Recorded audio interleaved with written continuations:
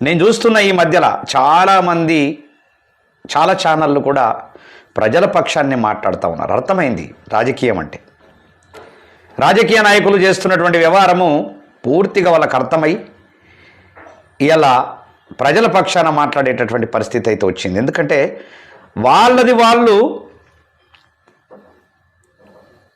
95% రాజకీయంగానైతే ఉండరు. ఒక 5% మాత్రమే ఉంటారు. ఆ 5% వాళ్ళు వాళ్ళ స్వార్థం కోసం మాట్లాడకపోయినా కానీ 95%లో 5% ఉన్నటువంటి వాళ్ళు అనేక మంది ఉన్నారు. వాళ్ళకు కూడా తెలుస్తూ ఉన్నది ఏం జరుగుతున్నది, అసలు భారతదేశంలో ఏం జరుగుతూ ఉంది, రాష్ట్రాలలో ఏం జరుగుతూ ఉంది. ఇది ఒక్కసారి గమనించి ఇవాళ సోషల్ మీడియా వచ్చిన తర్వాత